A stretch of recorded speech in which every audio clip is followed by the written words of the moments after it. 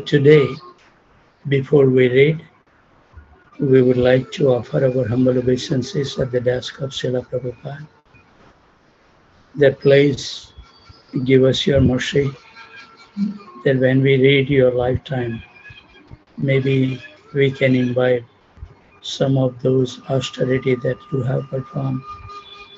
Maybe we can also walk on the same path. Please bless us. So after this is the preface for the first volume. After the disappearance of His Divine Grace, A.C. Bhaktivedanta Swami Srila Prabhupada from this mortal world on November 14, 1977, many of his disciples saw a need for an authorized biography of Srila Prabhupada. The responsibility of commissioning such a work rested with the governing body commission of the International Society for Krishna Consciousness. At their annual meeting in 1978, the GBC resolved that a biography of Srila Prabhupada should be written and that I would be the author. According to the Vaishnava tradition, if one aspires to write transcendental literature, he must first take permission from his spiritual master and Krishna. A good example of this is Krishnadas Kaviraj Goswami, the author of Lord Chaitanya Mahaprabhu's authorized biography, Sri Chaitanya Charitamrita. As Krishnadas Kaviraj has explained as follows. In Vrindavan, there were also many other great devotees, all of whom desired to hear the last pastimes of Lord Chaitanya. By their mercy, all these devotees ordered me to write of the last pastimes of Sri Chaitanya Mahaprabhu. Because of their order only, although I am shameless, I have attempted to write this Chaitanya Charitamrita. Having received the order of the Vaishnavas, but being anxious within my heart, I went back to the temple of Madan Mohan in Vrindavan to ask his permission also. So to say, the Srila Prabhupada Lilamrita is an authorized biography does not mean that it is a flattering portrait commissioned by an official body, but that it is an authorized literature presented by one who is serving the order of Krishna and Guru through the disciplic succession. As such, Srila Prabhupada Lilamrita is not written from the mundane or speculative viewpoint, nor can ordinary biographers comprehend the significance and meaning of the life of a pure devotee of God. Were such persons to objectively study the life of Srila Prabhupada, the esoteric meanings would evade them. Were they to charitably try to praise Srila Prabhupada, they would not know how.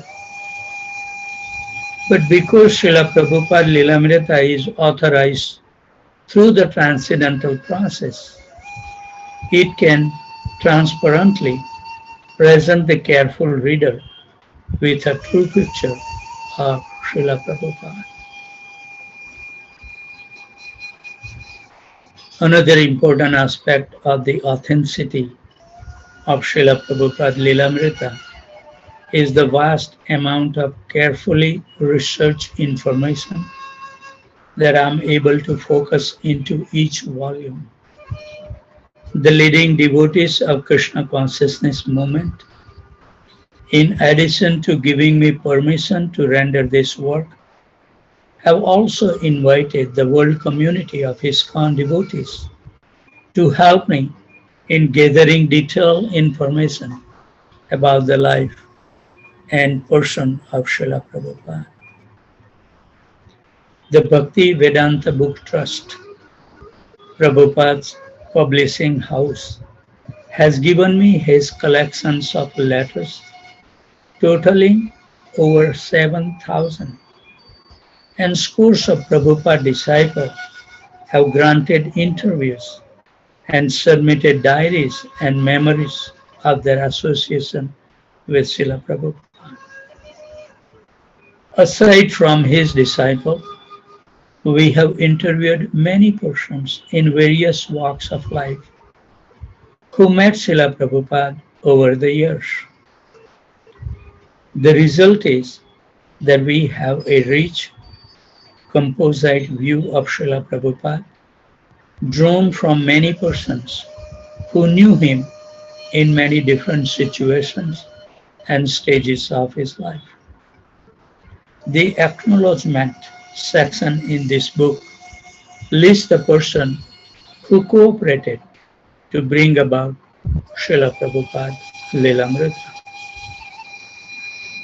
Despite the authorized nature of this book, and despite the support of my many well-wishers, I must confess that in attempting to describe the glories of our spiritual master, His Divine Grace, A.C. Bhakti Vedanta Swami Prabhupada, I'm like a small bird trying to empty the ocean by carrying drop of water to the land. The picture I have given of Srila Prabhupada is only a glimpse into his unlimited mercy, and that glimpse has only been possible by the grace of Guru and Krishna. Written by Satswarup Das Goswami Maharaj.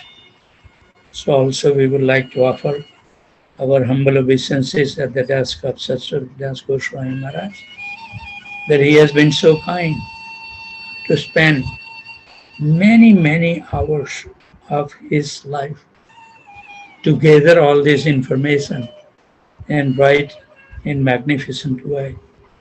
So we should always remain in debt to Satswarup Maharaj. We got a chance one time in Houston, Maharaj came, and we have a wonderful time with Maharaj. And then I think we took a one group pictures with Maharaj. I don't know, somewhere that picture should still be there.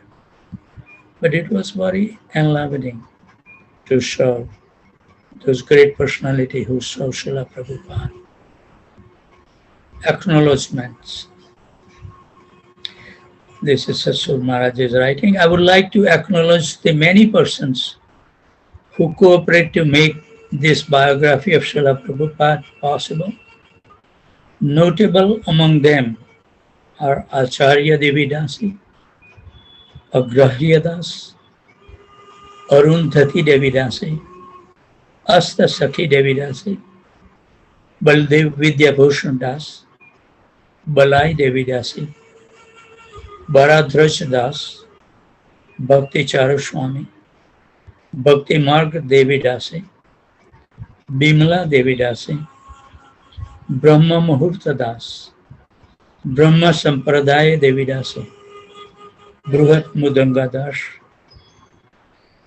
Das Yarasha Devidasi, Drushta Ketu Das, Dhriti Devidasi, Dirga Devidasi, Divyambhara Devidasi, Dukh Hantri Devidasi, Eknath Das, Gaur Purnima Das, Gopi Paranadhana Das, Govinda Madhav Das, Govinda Das, Jadurani Devidasi, Jagat Ishwari Devidasi, Jagat Karana Devidasi, Jai Advaita Swami, जय पताका स्वामी, जीता शक्ति देवीदासी, कीर्तन रसदास, क्षमा देवीदासी, कृष्ण गोपाल दास, कृष्ण स्नेहदास, कुंडली दास, कुरुक्रथा दास, ममता देवीदासी, मंडलेश्वर दास, मुक्ति हेतु देवीदासी, मुकुंद गोस्वामी, नागराज दास, नारद ऋषिदास, नारायणी देवीदासी, नृत्य तृप्ता देवीदासी, परम रूपादास, परीक्षित दास, पतित पावन दास, प्राणदा देवीदासी, पूर्णचंद्र देवीदासी, राधा वल्लभ दास, राजेंद्र नाथ दास, रामदास अभिराम दास, रामेश्वर दास, रक्षराज दास, रुक्मिणी देवीदासी, साधना सिद्धिदास, संतोष दास, सर्व भावना दास, शेषा दास, सिंहेश्वर दास, सीता देवीदासी, श्रीकांत दास, सुभद्रा देवीदासी, सुरेश्वर दास, तेजस दास, त्रिधामा दास, विश्वम्पयन दास, विद्यानंद दास, विशाखा देवीदासी, यदुवर दास, यमराज दास, Yogeshwar देवीदासी.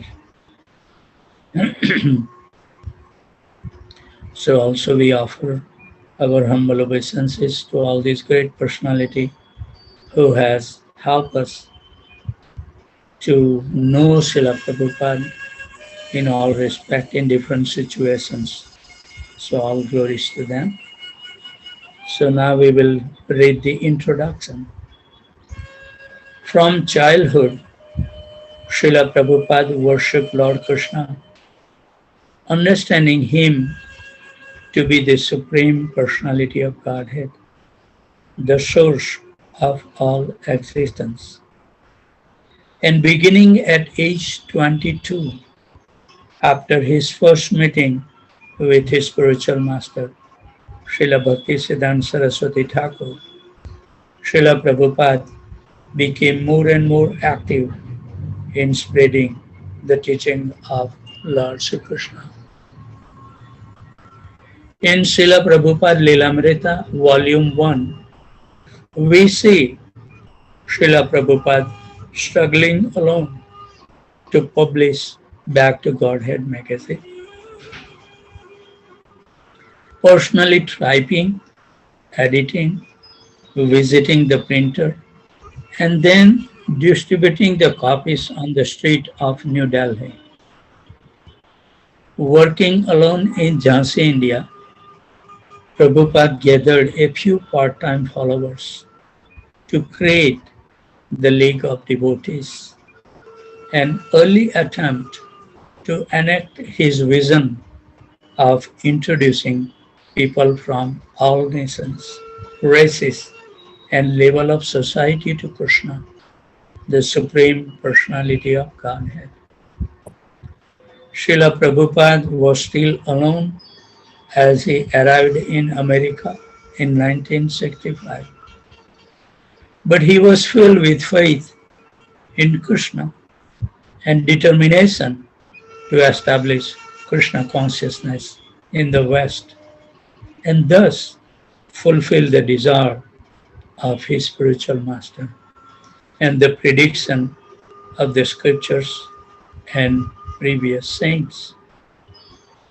Young men and women in New York's Lower East Side joined, attracted not so much to Vedic culture as to Swamiji and his chanting of Hare Krishna.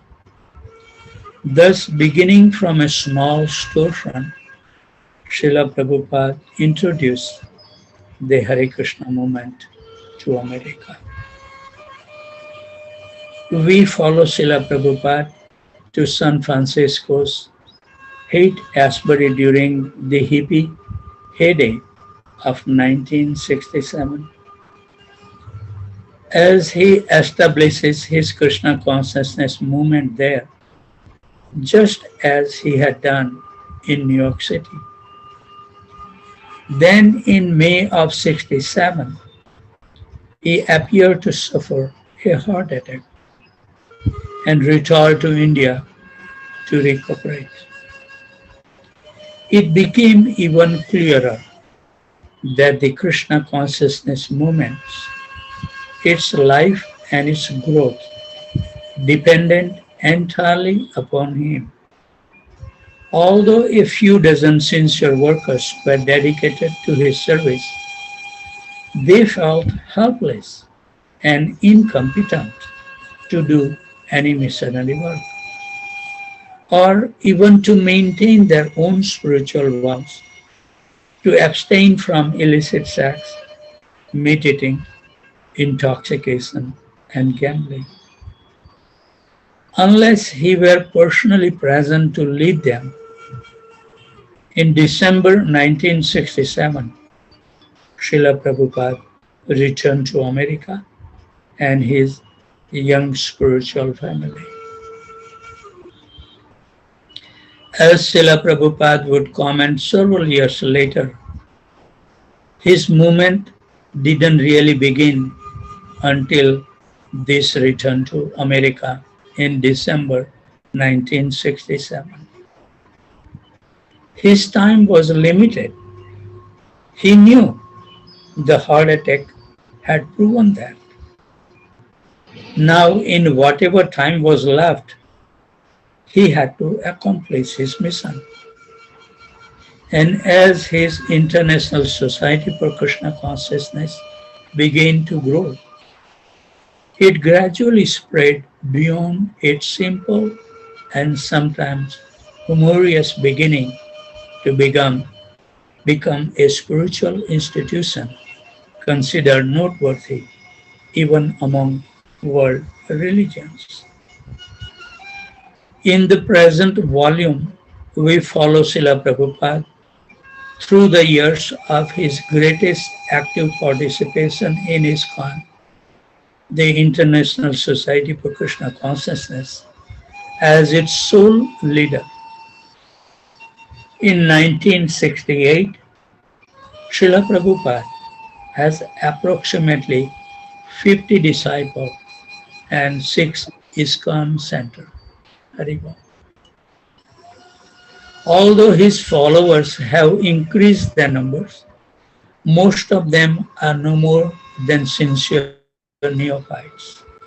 Prabhupada is personally available to each of his disciples, and he continues to manage and maintain each ISKCON center. Then in July of 1970, Srila Prabhupada formed his governing body commission and began to turn over ISKCON's management to his board of GBC secretaries. Yet, we find Prabhupada still actively guiding the activities of his society, expanded by 1971 to 600 disciples and 65 centers. There you go. Although the teaching of Krishna consciousness have existed since time immemorial within India's Sanskrit Vedic literature and are the origin and essence of all religious expression, until Srila Prabhupada began his preaching, Krishna consciousness in its original purity had never been widely spread. In the most popular and basic Vedic text, Bhagavad Gita, Lord Krishna teaches that he is the Supreme Personality of Godhead and that real religion, real knowledge, and real endeavor can be understood only when one dedicates his life to the loving service of the Lord. Only full surrender to the Supreme can bring one freedom from the laws of karma and the cycle of repeated birth and death. Only full surrender. Very well. I don't know when we will reach that stage. Srila Prabhupada was convinced that devotional service to Lord Krishna is life's goal, and that to engage others in devotional service is the highest welfare activity. And these convictions drove him in his traveling and preaching on behalf of his spiritual master and Krishna. So to spread the Krishna consciousness is the best service we can perform. Srila Prabhupada's success in spreading Krishna consciousness was due to his being directly empowered by the Supreme Personality of Godhead. Chaitanya Charitamrita states, Kali Kalera Dharma Krishna Nama Sankirtan Krishna Sakti Vina Nahe Tar Pravartana. Quote, the fundamental religious system in the age of Kali is the chanting of the holy name of Krishna. Unless empowered by Krishna, one cannot propagate the Sankirtan movement. Unquote. Yet, although Srila Prabhupada was empowered, his life story is not one in which success comes neatly and automatically. Everything being miraculously enacted by Krishna. Rather, Srila Prabhupada's story is one of constant attempts on behalf of his spiritual master. Successes come, but only after great endeavor and faith. Prabhupada encountered difficulties in trying to spread love of God in a godless world. He sometimes met opposition from governments, media, religionists, including those in India, and even within his own society, he met difficulties caused when his neophyte disciples fell to the allurement of the material world. Yet through all difficulties, Srila Prabhupada preserved with the sublime tolerance, kindness, and unflinching determination of a pure devotee of Lord Sri Krishna. By material standard, it is extraordinary that a person of Srila Prabhupada's age could constantly even travel, confront problems and opposition, and simultaneously produce volume after volume of translated Vedic literatures. But material vision cannot comprehend Srila Prabhupada's activities. He was truly a Mahatma, as described by Krishna in Bhagavad Gita. Quote, the Mahatmas are always working under the direction of my internal energy. Unquote.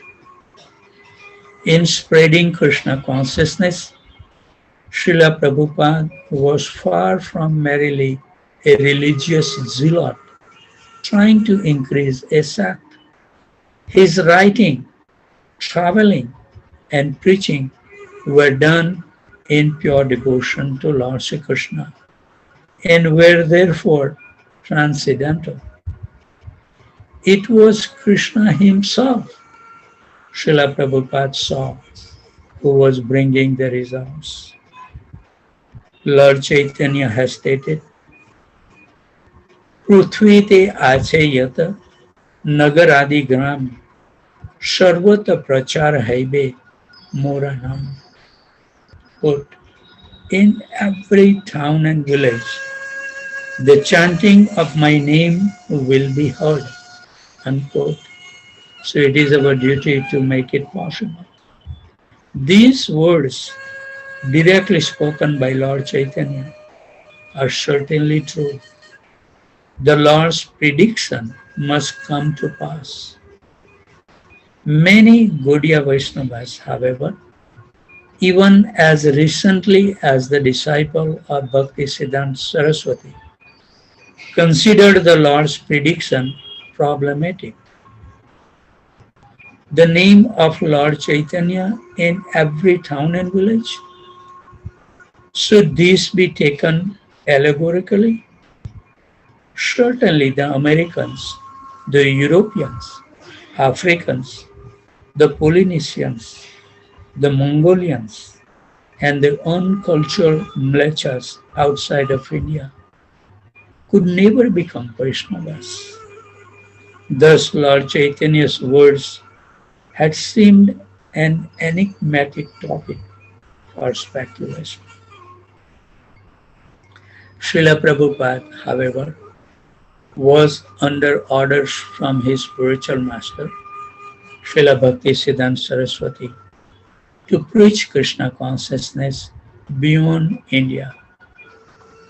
And alone in 1965, he took the great step and left India, crossed the Atlantic, and began the International Society for Krishna Consciousness in New York City. Although some of Prabhupada's godbrothers had gone to England some 30 years before, they had failed to establish anything and had even concluded that to give Krishna consciousness to the Western people was not possible. But Srila Prabhupada, fulfilling Lord Chaitanya's predictions, traveled and employed his disciple in traveling to open centers in New York City, San Francisco, Los Angeles, Boston, Montreal, Buffalo, Seattle. He also sent his disciple abroad to London and other countries, and they succeeded where Prabhupada's godbrother had failed. As the present volume explains, Srila Prabhupada traveled not only to enlist new devotees and establish Krishna consciousness in new places around the world, but also to maintain what he had already begun. Had he not continued to travel to each temple, instructing his disciple, observing their progress, correcting their mistakes, raising the standard of their Krishna consciousness, the devotees would not have been able to continue. Repeatedly, Prabhupada had to go around the world. Srila Prabhupada, by his faith in Krishna, by his selfless dedication to the order of his spiritual master, and by the blessings of Lord Chaitanya, did what no one else could have done. As Chaitanya Charitamrita states, Krishna Sakti Vina Nahe Tara Pravartana. Only one empowered by Lord Krishna can actually spread the chanting of Hare Krishna around the world. Unquote. So this volume is an account of years of struggle and ultimate fulfillment in Srila Prabhupada's life. And I invite the reader to relish them. Here is the rags to riches story of one who started alone with nothing, but whose movement, writing, and personal life created an astounding and permanent impression on the world. By following Srila Prabhupada through these times, we gain an understanding of his exalted and humble life. I am unable to describe Srila Prabhupada fully. I have therefore composed an invocation, praying that I be permitted to tell the story purely from the transcendental viewpoint. Otherwise, it would be ruined and incomprehensible. When properly told, the life of a pure devotee brings the greatest joy and benefit to the hearers. What a good fortune that we have. So we will continue reading the invocation. According to Krishnadas Kaviraj, an invocation involves offering obeisances, defining the objective, and bestowing benedictions. I offer my respectful obeisances to my eternal spiritual master, His Divine Grace, A.C. Bhaktivedanta Swami Prabhupada, whose service is my life and soul. It is for his pleasure that I offer Srila Prabhupada Lilamrita as an act of devotional service. He has blessed the entire world with Krishna consciousness, and he is therefore the best friend of all people and all living entities. He is the most powerful Acharya, delivering pure love of God, and he is delivering the message of Lord Chaitanya strictly in disciplic succession. No one else has ever spread Krishna consciousness as widely as he has. I'm praying that he will allow me to surmount the difficulties involved in presenting his biography, and that he will be pleased with the results. I'm convinced that by his good wishes this work can be successful, and that if he is not pleased, I'm powerless to write anything of any merit. By offering obeisances to my spiritual master, I'm offering respect to all other acharyas in the disciplic succession, to Srila Prabhupada's Guru, Bhakti-Siddhanta Saraswati Thakur, to his Guru, and so on, to the six Goswamis, Lord Chaitanya, and Lord Krishna himself. Only by the grace of Srila Prabhupada can I bow down in the temple. We cannot do nothing ourselves. Prostrate at the lotus feet of Gaurnitai, Krishna Balaram, and Radha Shyam Sundar, and have access to their mercy. One objective of Srila Prabhupada Lilamrita is to present the life and teaching of Srila Prabhupada in the transcendental perspective, never portraying Srila Prabhupada as an ordinary man, subject to the mode of nature. Srila Prabhupada was a divinely empowered pure devotee. He was sent to this world by the Supreme Lord just to spread the Krishna conscious movement to people of all nations, races, classes, and creeds, and thus to offer everyone the opportunity to become a pure devotee and go back to Godhead. Another objective of this work is to attract the leaders and influential members of the society to appreciate and love Srila Prabhupada.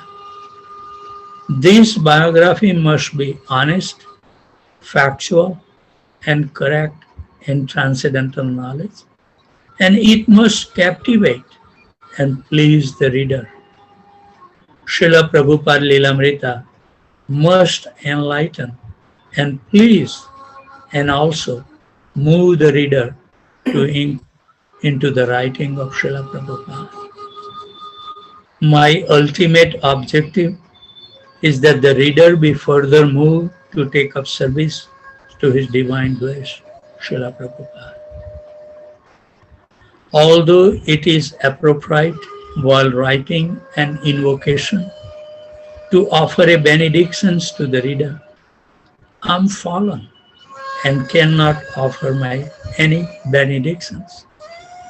Yet I can confidently assure my readers that by reading the life and teaching of Srila Prabhupada, they will gain quick access to the mercy of Krishna. Because it is only by the mercy of a great devotee that anyone get the mercy of Krishna. By reading Srila Prabhupada Lilamrita, those who associated with and so Srila Prabhupada will refresh their remembrance of him and thus derive ecstasy and rededication to his service. Those who never knew Srila Prabhupada will also be blessed because according to the Vedic literatures, even a moment's association with the pure devotee can make one's life perfect. To read Srila Prabhupada Lilamrita is to associate with Srila Prabhupada through the transcendental process of hearing. Therefore, although I myself cannot avoid any benedictions to my readers, this work can do so, as it attracts everyone to Srila Prabhupada.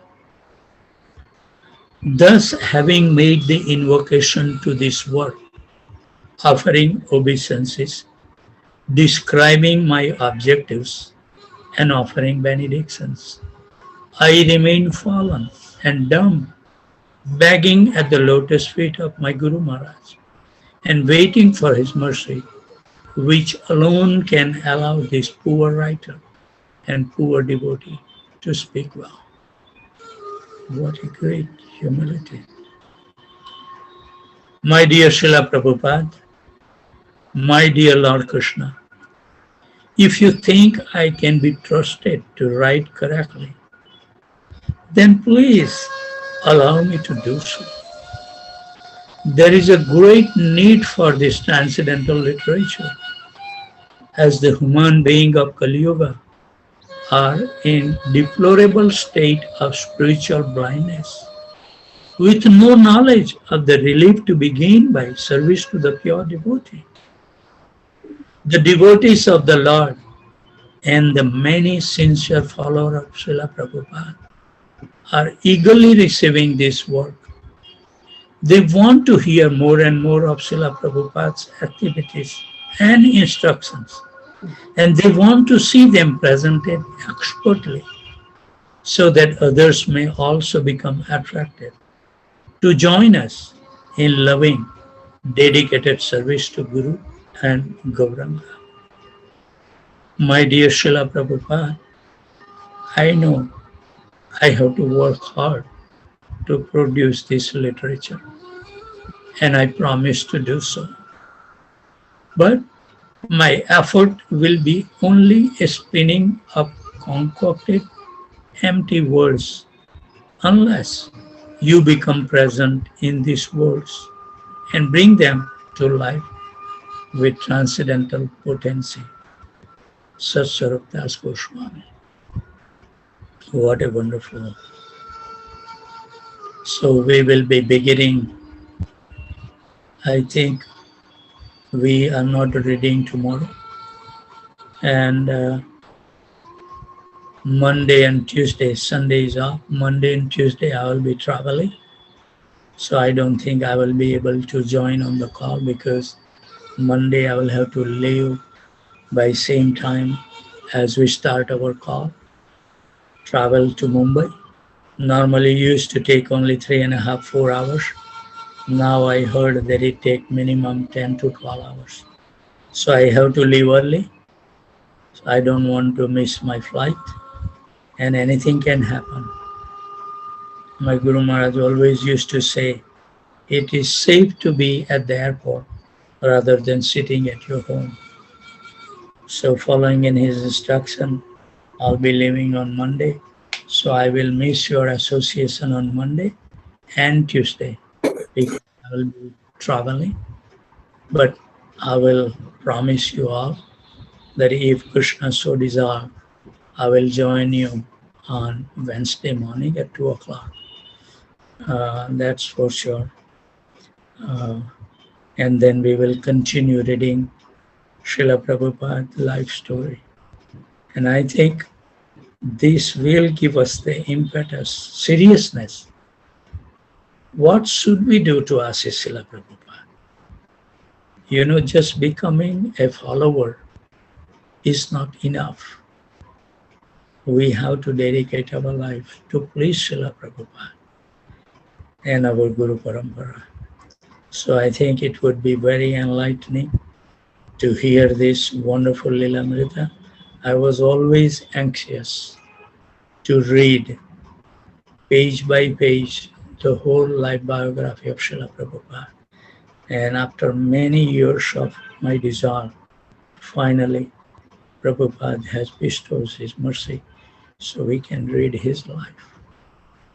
So we should feel so fortunate and look forward to hear it and dwell on it.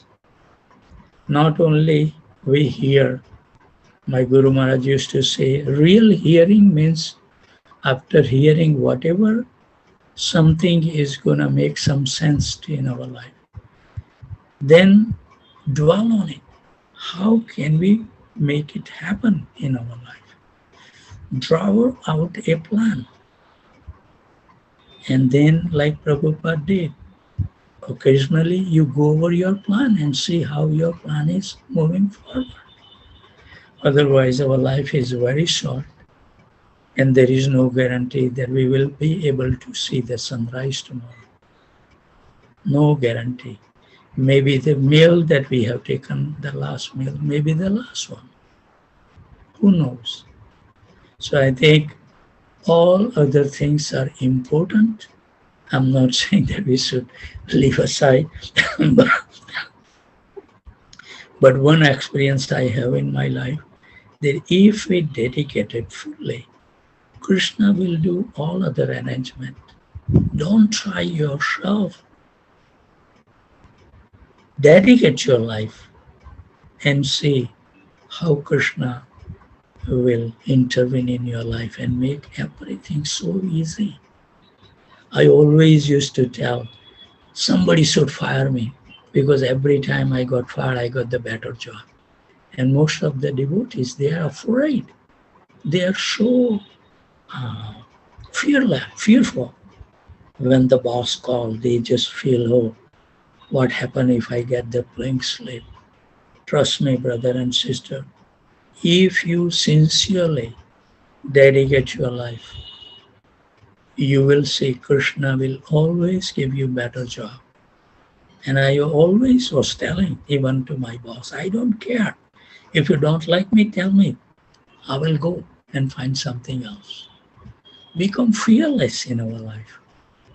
Why want to be with the fear? Then what is the difference between the materialistic people living in the world and the devotee? We need to set a nice example for the society that they will become convinced. We need more and more practical examples of dedication and see how Krishna helped those devotees. We read Prahlad Maharaj, Dhruv Maharaj, but it's a long, long time. The people in the Kali Yuga wants to see the present examples. So I think it is our duty as a humble servant of Srila Prabhupada that by reading this book will give us the strength to become fearless in our life and do something great to please Srila Prabhupada. So thank you very much. We will be seeing you tomorrow at 2 o'clock some visitor wants to come, and I told them that I won't be available during this, from here is at 12:30 to 5:30 p.m. And it's not easy. You eat the rice and dal, and within 15 minutes you have to sit and chant. It was a task. But somehow or other Krishna, so kind that allow. And sometime I may have missed, so my apologies. But it's difficult to chant right after having a lunch. And lunch is my best. In the evening I don't eat that much. Neither I take that much breakfast item. So, but it's time went very well in India, and I enjoy the places that I visited. It has touched my heart in some ways, and I think it will help me to remain steadfast in the practice because I don't have to do anything, nothing. Nobody can tell me do this or that.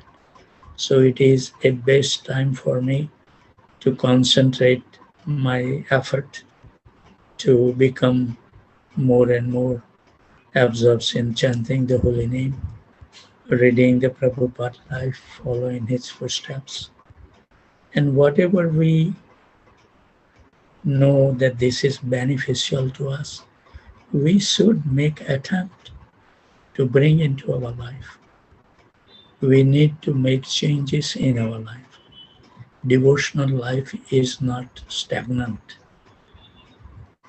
So I hope and pray that you pray for me also that I remain steadfast, and with your blessings and prayers we will continue our journey as long as Krishna allow us to breathe in this world. So thank you very much again. Looking